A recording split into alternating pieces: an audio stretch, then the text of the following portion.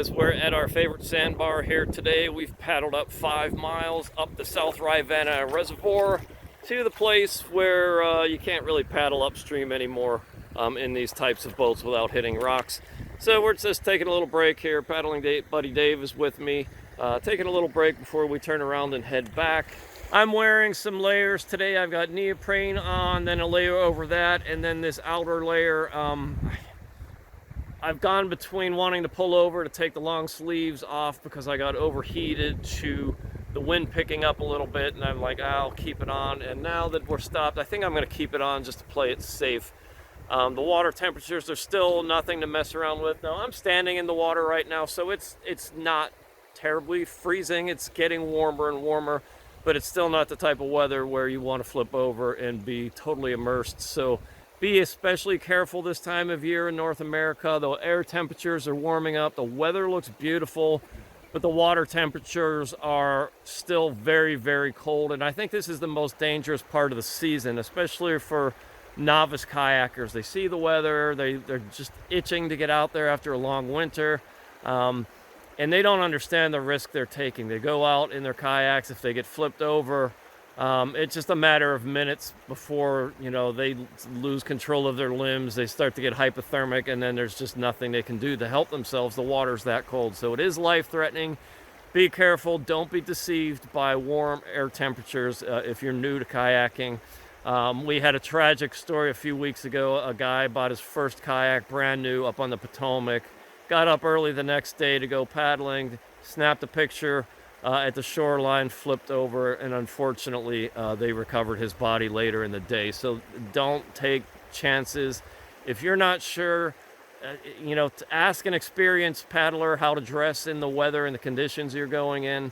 And if you don't have somebody experienced close to you, at least go online and find somebody local to you and ask the question.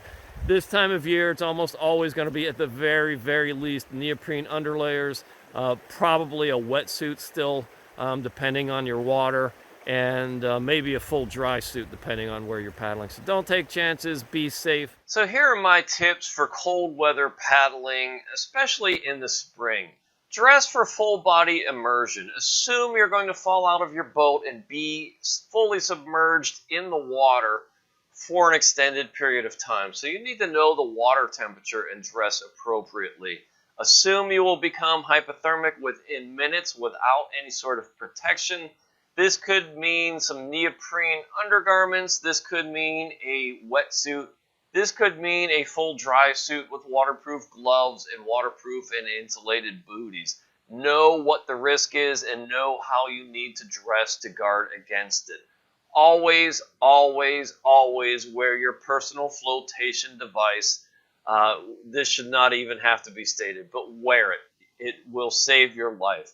Never paddle alone. Have somebody more experienced with you if possible, so they can help rescue you and help you if you were to flip. You want somebody with you. You don't want to be out there alone this time of year. Keep a complete set of dry clothes in a dry bag tethered to the inside of your boat.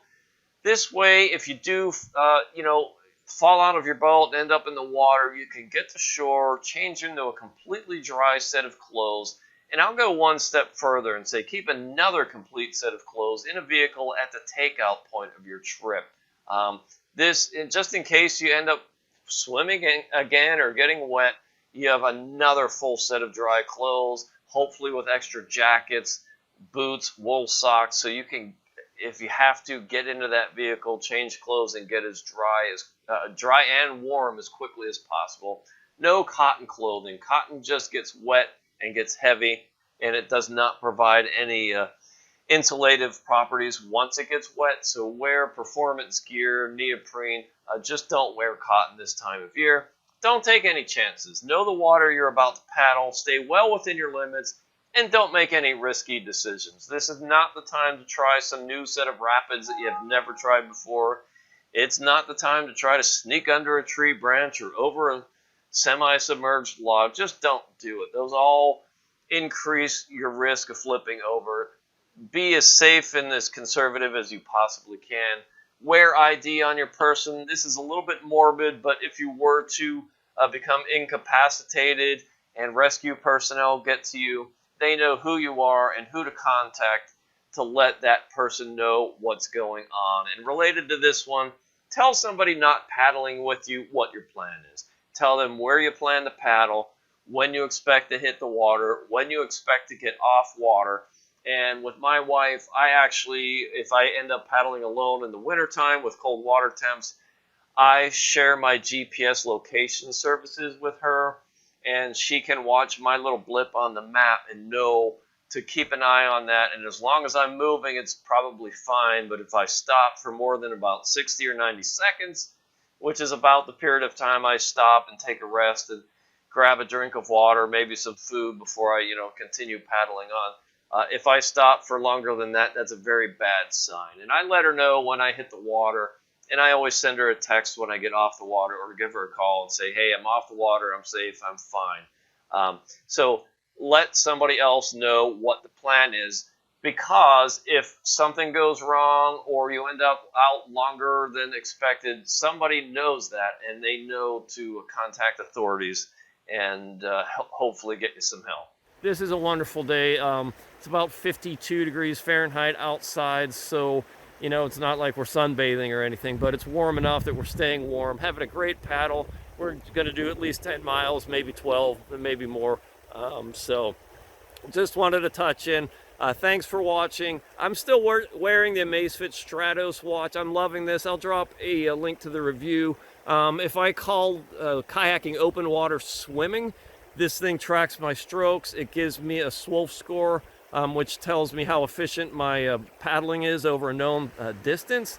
It also gives me a score that tells me how many strokes per minute, how many strokes per 100 meters, and that's really useful information to see how distant. It's a GPS watch also, and the display is always on, so I can read it in bright daylight, bright sunlight. So it's a great watch to really get analytics on kayak paddling. So I would recommend this, and I paid for this with my own money. Didn't get a free one for a review, didn't get reimbursed, anything like that. I've just been searching always for the best watch for this type of activity, and this one's pretty darn good. I wish it did heart rate variability and blood pressure. It does not. If it had those two additional features, it would be perfect. But for kayaking, I'm going to be wearing this on my wrist probably all year long to get those statistics, do the analytics. So take care. I'll talk to you soon.